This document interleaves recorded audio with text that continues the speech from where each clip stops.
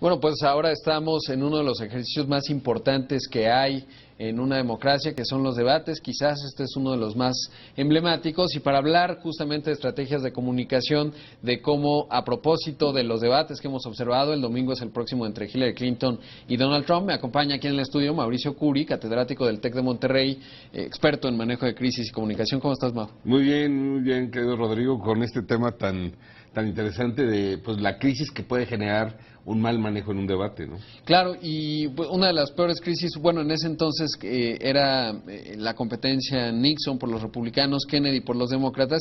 Sabemos el resultado, ganó John F. Kennedy esa elección, sobre todo porque desde el lenguaje no verbal hasta la proyección y la juventud que mostraba, y un Nixon muy articulado, porque ahí lo vemos ahora que estaba revisando el debate, pues no me parecía tan mal, tan desastroso su debate, y sobre todo por la estridencia que hoy vemos en los debates y los que hemos observado entre Hillary Clinton y Donald Trump. Sin duda, este debate es icónico porque en televisión gana contundentemente John F. Kennedy, pero por radio gana Nixon. Es mucho más convincente en sus argumentos y en la estructura de lenguaje que utiliza. Y ahora se ha sofisticado todavía más. México ya tiene alguna historia en debates. Ahí tenemos el ejemplo de cómo se autoagrede el candidato a la Bastida quejándose de Vicente Fox, claro, diciendo que le decía la vestida y que le decía mariquita. Las palabras que tú utilizas en tu contra en un debate pueden ser letales, ¿no? Bueno, te acordarás, Diego Fernández de Ceballos en el 94 prácticamente ganó ese debate y se le asumía como el próximo presidente. Luego pues desapareció de la campaña un mes. Él ha dado sus explicaciones históricas, pero es la importancia, digamos, de un momento clave de comunicación en el ámbito político, pero puede ocurrir también a nivel de una empresa, en una conferencia de prensa, en una situación en donde el CEO está en una suerte de town hall meeting, etcétera, ¿no? Sí, lo que citas es muy puntual. Lo más delicado en un manejo de crisis es no tener los argumentos verídicos para atender con veracidad y con argumentos sólidos una solicitud de información por parte de los medios de comunicación. En el debate esto es casi en tiempo real. Y el éxito que tú logras para ganar un debate o perderlo, mucho se da en el equipo de inteligencia de campaña que te da información del otro candidato tratándolo de encontrar sobre temas que no pueda contestar o que lo encuentres que no venga preparado con argumentos, como es el caso de lo que presentó Hillary de los impuestos de Donald Trump, que claramente se notó que era un argumento débil el que le habían preparado su gente de campaña para poder contrarrestar esto, ¿no? Ahora, y queda claro con el ejercicio que vivimos recientemente, el de Hillary Clinton y Donald Trump, que para un debate te tienes que preparar sí o sí, porque se sabía desde días antes que Donald Trump era muy resistente a encerrarse en una casa, en simular debates, establecer escenarios, manejar argumentos, y quedó claro que fue arrasado por Hillary Clinton y que más allá de la capacidad de respuesta rápida, buenos reflejos que pudiera tener y la simpatía, no es suficiente, porque tienes que estar muy bien preparado, ¿no? Y lo mismo ocurre, yo me ha tocado ver conferencias de prensa con CEOs en momentos controvertidos que la tienen que preparar muy bien si piensan que con su charm, con este término, con su personalidad, pueden ganar, digamos, una conferencia de prensa. No es el caso. No es suficiente, y ahí radica mucho la personalidad del individuo. Si el personaje es arrogante, es autosuficiente, es sobrado, normalmente lo que cree es que llega a improvisar y va a ganar, ¿no? Porque lo sabe todo.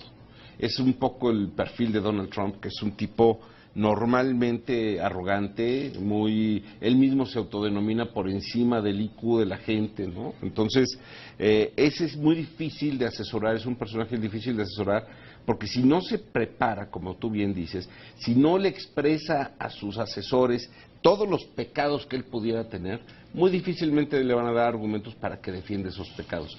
En el caso de Hillary, yo creo que venía muy bien preparada. Todo el mundo estábamos a la expectativa de qué iba a decir de los correos, y creo que el tema de los correos duró 30 segundos, no más, ¿no? En el caso de los impuestos o de la Miss Universo de Donald Trump, pues lo agarraron muy mal parado, ¿no? Totalmente mal parado. Ahora, ¿qué dirías y qué, digamos, consejo darías tanto para un empresario que tiene que salir a los medios o en el caso específico de Donald Trump? Porque también sacarlo de su zona de confort, es decir, si es un personaje cuyo insumo de información no necesariamente es tan estructurado, que no vas a ver argumentar de manera casi académica, professorial, como le dicen a Barack Obama, o como lo hace la propia Hillary Clinton, si lo sacas de esa zona de confort también puede ser un desastre, es decir, lo llevas a un territorio que no es el propio. ¿Cómo lidiar con este tipo de situaciones? Bueno, el mejor consejo que le puedo dar a un empresario o a algún político es que contraten a alguien que ellos respeten. Claro. O sea, si tú no respetas a tu asesor en comunicación, si te sientes por encima de él, si estás contratando a alguien que siga instrucciones, es el peor asesor que puedes tener a un lado. Tienes que tener a alguien que respetes intelectualmente, que respetes en términos de técnicas y manejo de comunicación, que sea una persona verdaderamente capaz y que haya demostrado en su carrera que tiene los argumentos y los tamaños para enfrentar cualquier tipo de crisis, porque entonces sí vas a hacerle caso, entonces sí lo vas a escuchar y entonces vas a argumentar aquellas estrategias que él te asesore. De lo contrario, tú le vas a dar las indicaciones, lo vas a limitar en su trabajo, no lo vas a dejar trabajar y entonces obras en contra tuya. Ahora, ¿qué dirías en otro aspecto específico que es cuando se enfrentan esos momentos difíciles? Me ha tocado ver a muchos CEOs, directores de empresa, a veces incluso políticos, ya no es tanto el caso, que leen, ¿no? Por ejemplo, van a decir, nosotros queremos decirles que las latas y los chiles de nosotros no tienen ningún tipo de contaminación biológica, ¿no? Y entonces se ponen a leer ahí un documento. Y ahora que fue los 120 años de General Electric, fui a ver a Jeffrey Immelt ahí en el Alcázar de Chapultepec y me sorprendía porque era un tipo que no leyó en ningún momento y tenía perfectamente claro los 4 argumentos que buscó posicionar. ¿Qué le recomendaría? Si es alguien que a lo mejor no maneja tanto lenguaje o que se va a poner muy nervioso, ¿existe la posibilidad de leer o hay que entrenar hasta el infinito para no leer y saberse y tener esta soltura? Esto depende mucho del perfil de cada vocero que tengas como cliente, llamemos, o como jefe. Hay unos que saben perfectamente cómo resumir en su mente todos los mensajes clave y los proyectan de una manera mucho más poderosa si lo hacen directo, sin estar leyendo, y hay otros que necesariamente necesitan un apoyo, por lo menos en balazos o en bullet points, en tarjetas o en teleprompters de cristal para que sean lo más discretos posible, pero que les ayudan a no perder esos mensajes claves y se sienten soportados. Entonces, dependiendo del perfil de la persona, tú tienes que entender, ensayar en ambos escenarios y darle las mejores herramientas para que él lo que tiene que proyectar es seguridad, es que conoce perfectamente el tema, independientemente si es a través de tarjetas de soporte, teleprompters o sin ningún material en la mano, porque sí tiene esa capacidad de resumir en su cabeza y proyectarlo que pareciera que está improvisando, pero que está muy preparado, ¿no? Sí, lo hemos visto. Además, no necesariamente la falta de capacidad de improvisación quiere decir falta de capacidad intelectual, simplemente son habilidades que se van desarrollando, ¿no? Y lo vemos mucho con líderes políticos.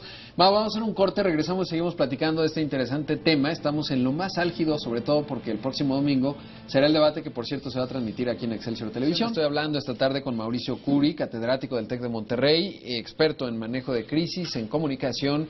Mau, ¿cuál es tu perspectiva con respecto al debate que vamos a ver el domingo? Somos un programa de negocios, evidentemente, pero claro, está en boca de todos, y sobre todo por lo que observamos en el debate anterior, en donde es casi inversamente proporcional el comportamiento del peso al desempeño de Donald Trump. Sí, y entonces todos vamos a estar muy atentos el domingo. Exacto. ¿Cuál es tu perspectiva con respecto a lo que pueda ocurrir el domingo? ¿Ves que hay capacidad de Donald Trump de repuntar, o por lo que sabemos de la biografía del personaje, esta soberbia en donde es difícil? Tiene como asesor, por ejemplo, a Roger Ailes, que fue el fundador de Fox News, un tipo de primera. Creo que viene Nigel Farage, este líder de UKIP, del Partido Independentista del Reino Unido, también a darle ahí alguna asesoría.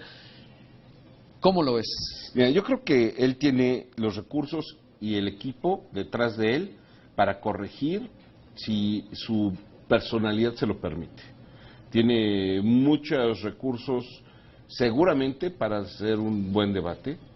Mi expectativa por trabajar con personajes con este tipo de dificultad en su personalidad, donde subestiman a todos los que lo rodean, es muy difícil cambiar ese hábito en un corto lapso de tiempo, lo cual me permitiría, desde el mero análisis de comunicación, no sin ninguna tendencia política, me permitiría ver mucho más sólida a Hillary. Ella es una política de oficio, es una persona que se encierra días completos a ensayar su debate, pero lo más importante es cómo articula el post-debate. Si tú ves, pareciera que fue algo de una serie de televisión. El primer tema que toca Hillary es el de la Miss Piggy y Miss Housekeeping. Al día siguiente ya estaba la señora Machado colocando en redes sociales todo el drama de su vida gracias a las presiones que le ponía Donald Trump. El segundo tema que toca Hillary es el de los impuestos. Se acaba, matan lo de Machado y surge el tema de los impuestos de una manera clara, donde él 20 años de su vida ha buscado los mecanismos para no pagar los impuestos de manera correcta.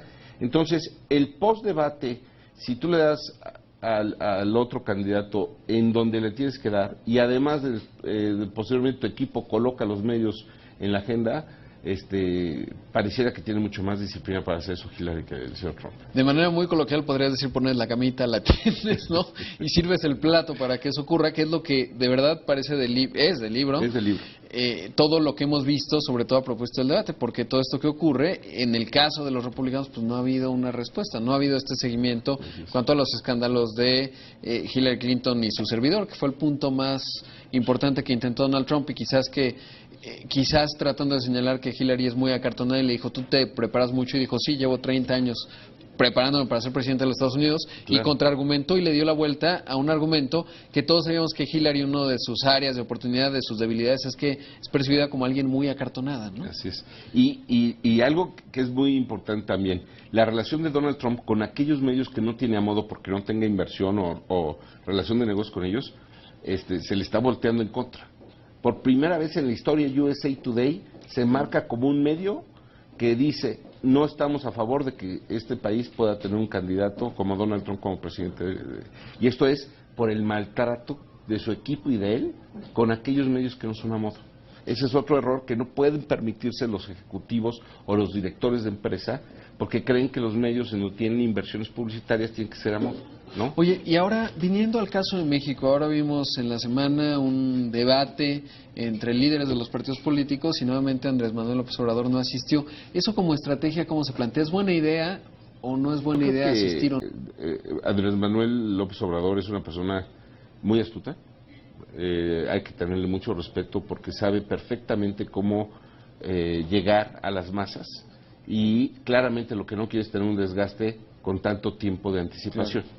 Él, desgraciadamente o afortunadamente, dependiendo de si estás a favor o en contra de su política, es muy lento al momento de hablar y eso no es bueno en los debates. Pareciera que está cansado, pareciera que no hila las ideas correctamente. Estuve revisando varios debates donde él participó, tanto en lo personal con sí.